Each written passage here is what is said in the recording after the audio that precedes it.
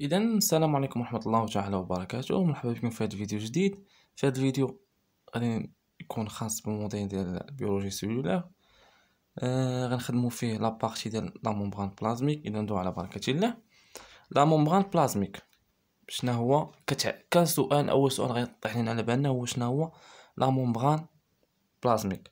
لا ممبران بلازميك هو واحد لا باغيير في لا فلتراسيون، يعني هو واحد الحاجز كيقوم بفلترة او بتصفية الاشياء اللي غتدخل ولا اللي غتخرج من الخلية. اذا نشوفوا اول حاجه غنشوفوا الشكل ديال لا ممبران بلازميك. اذا لا ممبران بلازميك فيه واحد دو كوش ديال الفوسفوليبيد اللي على هذا الشكل هذا. اذا فهذا هو الشكل تاع لا ممبران بلازميك، فيه واحد كوش الاولى وكوش الثانيه ديال الفوسفوليبيد. هاد دو كوش كيخترقوا واحد بروتين كيتسمى بروتين كانال، يعني قناة. هاد البروتين كيسمح بمرور واللي كيسمح بالخروج لي موليكول من الخلية، واللي كيسمح بالدخول ديالنا كيتسمى بروتين كانال. كاين واحد البروتين اخر بروتين بيريفيريك كيكون هنا في الاسفل في الكوش الثانية، بروتين بيريفيريك. وكاين ايضا لي غلوسيد يعني السكريات كيكونوا على الشكل خيوط صغيور بحال هكا، هادو لي غلوسيد. وعاد اهم شيء لي كوليسترول كيكونوا على هاد الشكل ديال معين، تكون بحال هكا. وعاد نشوفوا لا بروتين ترانسممبرانير، يعني لا بروتين ترانسممبرانير كيكون على الشكل ديال الخيط اللي كيكون في التليفون الفيكس، كيكون مثلا بحال هكا، كيدخل لنا شي تلولب وكيخرج عاوتاني بحال هكا. هادو هما اهم الجزيئات اللي كاينين في الغشائين ديال لا ممبران بلازميك. اللي نقدروا نقولوا اهم جمله اللي نقدروا نقولوها هي ان لا ممبران بلازميك اللي كومبوزي دو بيكوش ليبيديك. خصنا نكتبوا هاد الجمله حيت مهمه. لا ممبران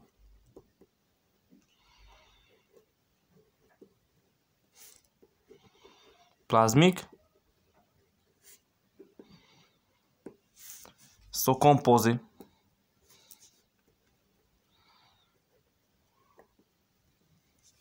de bicouches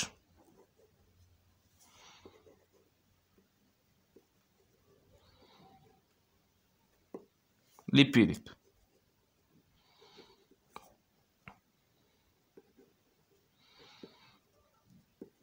يعني هنا شنو قلت هنا؟ قلت ان لا ممبران كيتكون من طبقتين من لي ليبيد.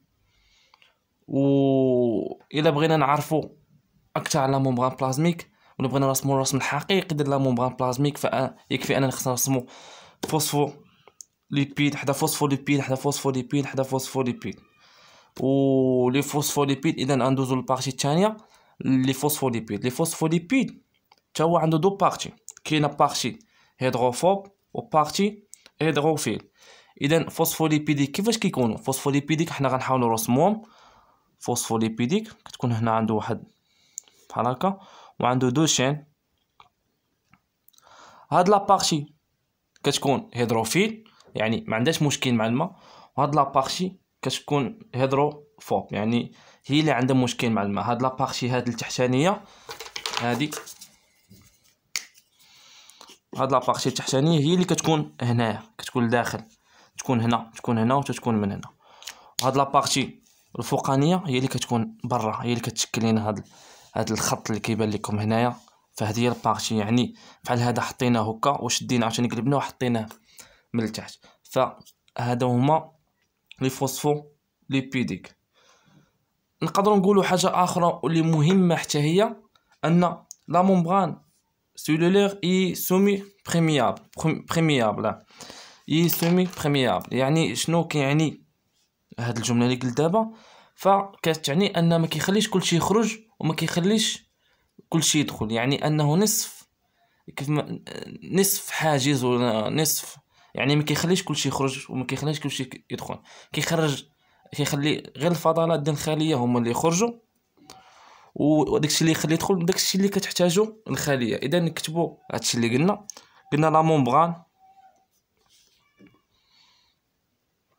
لا ممبران cellulaire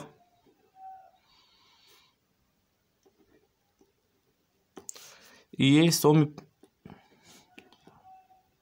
نصف سومي، هي نصف perméable.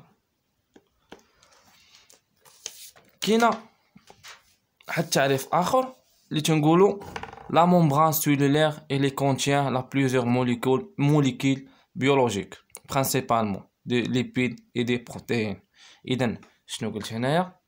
قلت ان la membrane cellulaire او الغشاء الخلوي فهو يتكون اساسا من ليبيد والبروتين، يعني عنده بزاف ديال لي موليكول ولكن المكونات الاساسيه تاوعو هما لي ليبيد et les protéines. اذا فكيف ما قلت لكم la membrane cellulaire elle contient plusieurs molécules biologiques principalement les lipides et les protéines. la membrane كيتكون من عده جزيئات بيولوجيه، ولكن اساسها او اهمها هما لي ليبيد ولي بروتين. كاين الفقرة الثانية اللي مهمة أيضا la membrane est forme pellicule contenue de 5 à 10 نانومتر. la membrane الحجم تاعو أو الشكل تاعو فهو ما بين 5 إلى 10 نانومتر. و لي بروتين كاينين دو تيب intracellulaire extracellulaire. intracellulaire يعني داخل الخلية، extracellulaire فهو خارج الخلية. اذا خاصكم توقفوا الفيديو باش تقيدوا هاد تكتبوهم عندكم ضروري، فنهار الامتحان ضروري كيكون محطوطه فيهم على الاقل واحده من هادو وهما ضروريين بزاف. اذا خاصكم تعقلوا عليهم ولا تكتبوهم، راه كيف ما درت حداهم علامه ديال اهميه. اذا فهم مهمين بزاف، خاصكم تعقلوا عليهم. اذا ندوزو لدوزيام بارتي لي كومبوزيسيون دو ممبران. عندنا les compositions de la membrane كاينين 3 compositions principales هما les lipides et les protéines et les glucides. هنا هادو بثلاثه اساسيين لكن النسبه تاعهم كتختلف. اذا نكتبوا هادشي اللي قلنا. عندنا قلت les compositions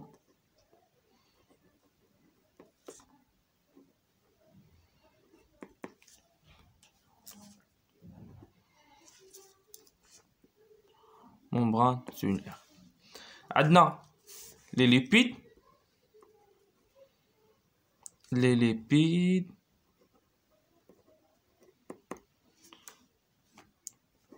lipides كينقسموا جوج انواع، كاين فوسفوليبيد اي كوليسترول. فوسفوليبيد اي كوليسترول.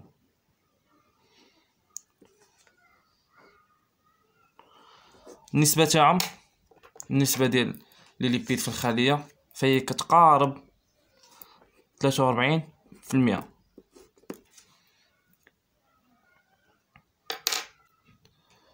عندنا لي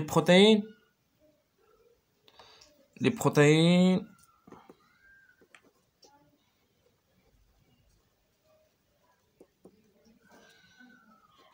فالنسبة تاعهم كتقارب 49%. اذا كيف ما كتشوفوا في نسبة البروتينات فهي كبيرة. وعاد كيجينا لي جلوسيد واللي النسبة ديالهم كتساوي 8%. النسبة تقارب 8%. اذا هاد العلامة فهي تقارب، كتعني تقارب. من هنا كيبان لنا ان البروتينات يعني هي اللي كتكون اساسا من الخليه، عدا لي ليبيد وعدا لي جلوسيد. اذا من هنا كنستنتج ان الخلايا فهي تحتاج للبروتينات، ومن هاد النسب المئويه ديالها فهنا كنعرفوا انها ضروريه للخلايا. اذا بما انها ضروريه وعندها نسبة كبيرة، فهي اللي غندوزو للشابيتر تاعها لي ليبيد ممبرانير. اذا لي ليبيد ممبرانير فهي سون اونفيفيل.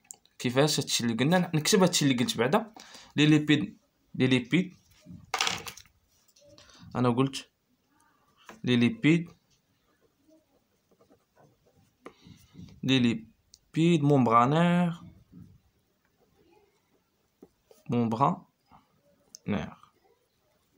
sont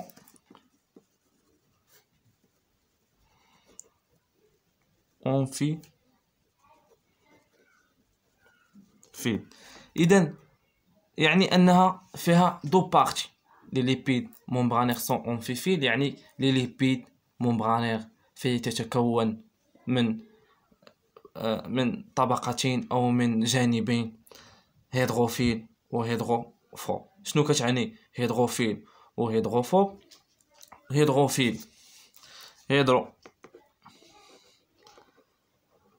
اذا هاد الهيدروفيل وهيدروفوب مازال غنتعمقوا فيها ان شاء الله. هيدروفيل فهي محبة للماء،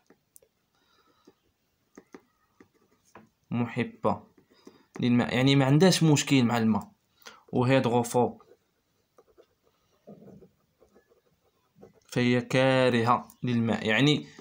يعني شنو تنقول؟ شي واحد عنده فوبيا، يعني هيدرو هي الماء، فوبيا يعني خوف، تخاف من الماء، كارهة للماء. تنقولوا مثلا شي واحد عنده فوبيا ديال المرتفعات ولا شي حاجه، يعني يخاف. عندنا ليبيد كينقسموا ل 3 تيب. كاين لي غليكو ليبيد، لي سفانغو ليبيد، اي لو كوليسترول.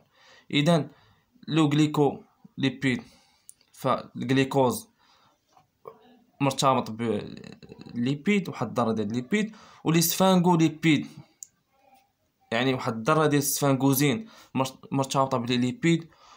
وهاد السفنغوليبيد فهي ايضا اونفيفيل، يعني فيها دو بارتي. اذا باش نفهموا كيفاش ان هاد غليكوليبيد ولا سفنغوليبيد ولا كوليسترول علاش تسميوها التسميه، اذا عندنا واحد، انا نمثل لكم هنايا. عندنا هذا هو لي ليبيد، هذا هو لي ليبيد. اذا فهاد لابارتي اللي كاينه هنا، هاد لابارتي هادي اللي درت عليها هنا بالقلم، فإلا كان فيها، نوضحها اكثر، فإلا كان فيها واحد، كان هنا واحد الجليكوز، فكنقولوا غليكو ليبيد. اذا هذا كامل كيتسمى ليبيد، هذا كامل كيتسمى ليبيد. ولكن هاد لابارتي كتحدد السميه اللي غتكون هنايا. اذا هنا كان عندي الجليكوز فكنقولوا غليكو ليبيد. كان عندي واحد السفنغوزين كنقولوا سفنغوليبيد. ولا كان عندي كوليسترول فكنقولوا الكوليسترول مباشره. اذا نكتبوا هادشي اللي قلنا دابا. عندي ليبيد كينقسموا لي غليكو او عفوا للغليسيرو ليبيد، غليسيرو. الا كان هنا الغليسيرول ولا واحد الجزيء ديال الغلي، شي حاجه فيها الغليسيرول الغليكوز بحال هكا، فكنقولوا غليسيرو ليبيد.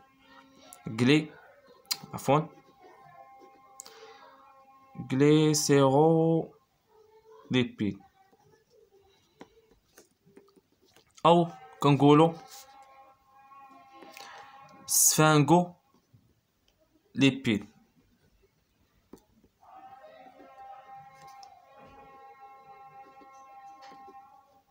سفنغو ليبيد، وقلنا انهم اونفيفيل. نكتبوا هنايا بالاحمر سفنغوليبيد فهما اونفيفيل. يعني شنو اونفيفيل؟ هيدروفيل اي هيدروفوب، فهم دو بارتي. اونفيفيل. وعاد عندنا لو كوليسترول، واخيرا كوليسترول.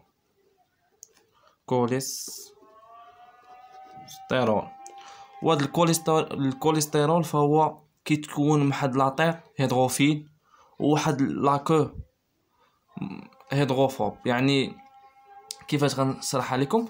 يعني هاد الكوليسترول تا هو فيه واحد لابارتي الفوق الراس هيدروفيل، ما عندوش مشكل مع الماء، هذا هو الراس مثلا ديالو ما عندوش مشكل مع الماء. وعنده واحد لابارتي مثلا ديل كو، كنقولوا كو هو ديل، واحد ديل يتحرك موبيل، يعني يتحرك هيدروفوب، عنده مشكل مع الماء. اذا نكتبوا هادشي اللي قلنا قلنا كوليسترول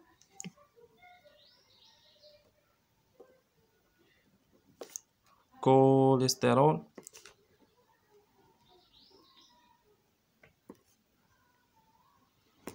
contient من واحد لاطيط راس.